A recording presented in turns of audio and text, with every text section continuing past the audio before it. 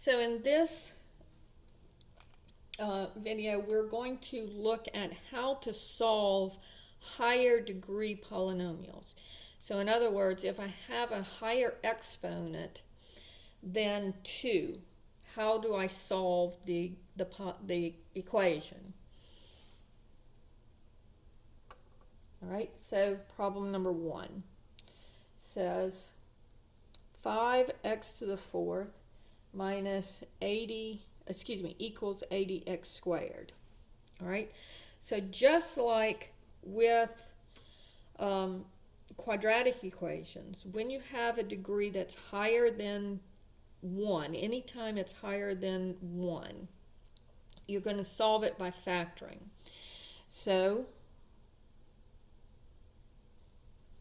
I'm going to subtract 80x squared so that I can set it equal to 0 and then factor it, right? So on this one, I'm going to have, if I look at my common factors, both of them are divisible by 5, and both of them, this one has x to the fourth, this one has x squared. So this one has 4 x's, this one has 2 x's. So they all have both have at least 2 x's. So I'm going to take out an x squared. So now dividing, the 5 and the 5 cancel. The x squared goes into x to the fourth. Remember, you subtract your exponents. These 2 cancel with 2 of these, so I get x squared. Minus 5 into 80 is 16. And then the x squareds and the x squareds cancel. So now I have 2 factors. And this one, notice, is a difference of 2 squares. So if I want to keep factoring, I can, or I could use the square root method. But I'll go ahead and do this one by factoring again. So I'm going to have 5x squared. And then this is a difference of 2 squares. So it's x plus 4 times x minus 4. So you take the square root of the first one, x, and then the square root of the second one, the square root of 16 is 4. So one of them is plus 4, one of them is minus 4. All right, so now I have either 5x squared equals 0, divide by 5, and I get x squared equals 0. And then take the square root of both sides. And of course, on this one, you don't really need the plus or minus because negative 0 is 0, 0, 0. And on this one, I have x minus 4 equals 0. So add the 4 and you get x equals 4. And then x minus, this should be x plus 4 equals 0. So subtract the 4, you get x equals negative 4. And on this one, x minus 4 equals 0. So add the 4 and you get x equals 4. Now, remember, when you have a quadratic equation, normally we come out with 2 answers. When you have an x to the fourth equation, you would normally come out with 4 answers. But in this case, notice that we have only 3. We have 0, negative 4, and 4 as our answers. But 0 is called a double root, because remember, we were going to do a plus or minus on 0, which would give us 0 and then 0 again. So this one is a double root, and then these are both single roots. So this one counts as 2 answers because we took the square root of both sides. All right, problem number 2 says 12x to the fourth minus 3x squared equals 0. Now in this case, we don't have to set it equal to 0 because it's already equal to 0. So I'm going to take out the 3x squared. So you look for your common factors. What goes into both 12 and 3? Well, 3 does. And then you take out the x squared, and you're left with 4x squared minus, and then 3 goes into 3 one time, and x squared goes in x squared one time. So you have the 1 there. Again, we have the difference of 2 squares here, but I'm going to solve this one a different way just to show you the other way of solving it. So I get 3x squared equals 0, or 4x squared minus 1 equals 0. So on this side, I'm going to divide both sides by 3. I get x squared equals 0. And then again, square root of both sides, and I get x is equal to, and it would be plus or minus 0. So again, that's a double root. And then over here, I'm going to have 4x squared equals 1, and then divide both sides by 4. So I get x squared is equal to 1/4. And then I take the square root of both sides. Now remember, don't forget the plus or minus. It's important on this one, because this one gives you x is equal to plus or minus 1/2. So my roots are x equals 0, x equals 1/2, and x equals negative 1/2. Those are my 3 answers. Okay? So that's how you work this type of problem. So you set it equal to 0, and then you factor it. All right? Problem number 3 says x cubed plus x squared minus 9x minus 9 equals 0. Now, notice that this is an x cubed, so we should come out with 3 answers on this one. And so, but notice it has 4 terms on it. So remember, when you have 4 terms, it's too long to factor. So we're going to split it up into 2 different groups. So this is factoring by grouping. So I'm going to take the common factor here would be x squared. And then x squared into x cubed gives me x. Because these 2 cancel 2 of those, so I'm left with 1x. And then x squared and x squared cancel, but remember, you're dividing here. So how many times does x squared go into x squared? 1 time. Now I'm going to take out a negative 9, which is a common factor in the second term. And again, I'm left with negative 9 into negative 9x gives me x. And then how many times does negative 9 go into negative 9? 1 time. All right, so don't forget that 1, it's important. Now I have 2 terms. What's common to both of those terms? Well, notice both of them have the x plus 1 here. So, take out the x plus 1. If I take it out, then what am I left with?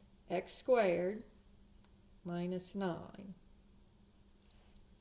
And so now I can factor that. It's a difference of 2 squares. So if x plus 1 equals 0, x equals negative 1. If x plus 3 equals 0, and so then you're going to subtract the 3. And then, so you get x is equal to negative 3. So if x minus 3 equals 0, add the 3 to both sides, and I get x is equal to 3. So notice it's an x cubed, so I get 1, 2, 3 answers. All right? So let's do another one similar to that. Problem number 4 is x cubed plus 2x squared minus x minus 2 equals 0. So again, I have 4 terms, so it's too long to do normal factoring, so I'm going to factor by grouping. So here I have a common factor of x squared, and I'm left with, if I divide it, x squared goes into x cubed, so these 2 cancel 2 of those, leaving me with x, plus 2, and then the x squareds cancel. On these, I can only take out a negative 1 because they don't have anything in common, but they are both negative.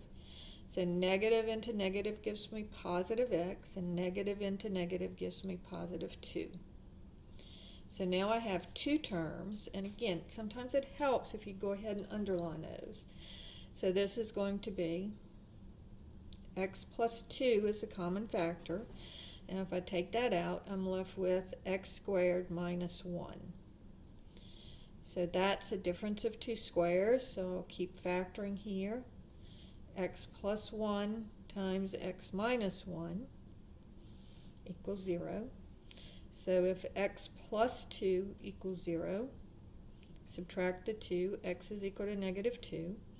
If x plus 1 equals 0, then subtract the 1, x is equal to negative 1. And if x minus 1 equals 0, add the 1, and you get x is equal to 1. So again, I started with an x cubed, and notice I came out with 3 answers, right? So now let's look at another one similar to this. 4y cubed minus 9y equals 0. Right, now this one only has 2 terms. So I'm going to take out a y. The only thing they have in common is a y. And I get 4y squared minus 9 equals 0. Right?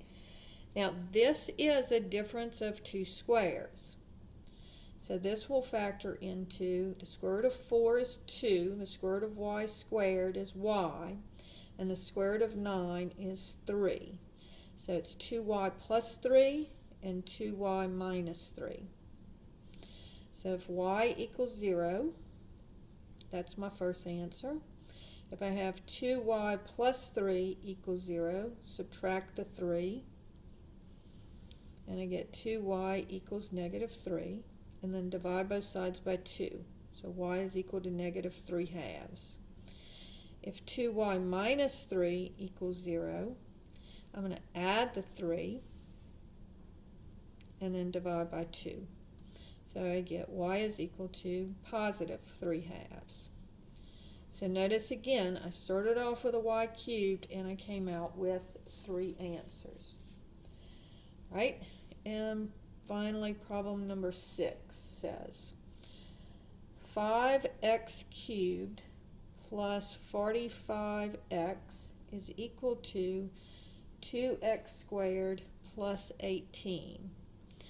So first I'm going to subtract, so I need to set it equal to 0.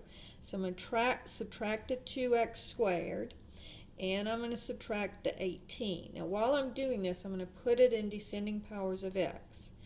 So 5x cubed, and then minus 2x squared, plus 45x, and minus 18 equals 0.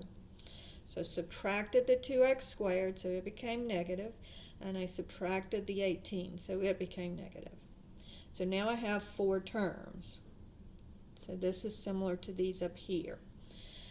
So on the first 2 terms, I'm going to factor by grouping, and I have a common factor of x squared.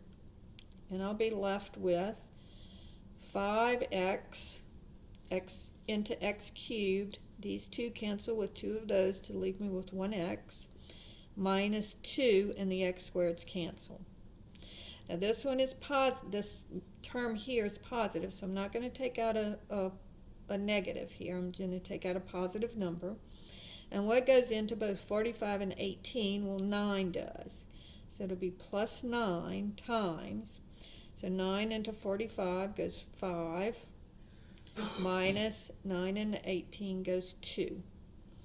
Then I have a common factor of 5x minus 2. 2 terms. They both have 5x minus 2. So if I take that out, I'm left with x squared plus 9. So notice I can't factor anymore because this is not a difference of 2 squares. It's a sum of 2 squares. So I'm going to have to use the square root method on this one. So here I get 5x minus 2 equals 0. So 5x is equal to 2 if I add the 2 to both sides. Then divide both sides by 5, and I get x is equal to 2/5. Over here I have x squared plus 9 equals 0. So I'm going to use the square root method on this one. So I'm going to subtract the 9. And then I'll take the square root of both sides. Don't forget plus or minus. So I get x is equal to plus or minus, and if you recall, the square root of 9 is 3, and then the square root of negative 1 is I. So again, I get three answers on this one. I get x is equal to 2/5 is 1, x is equal to 3i is the second one, and x is equal to negative 3i is the third one. So that's how you work higher degree polynomial equations.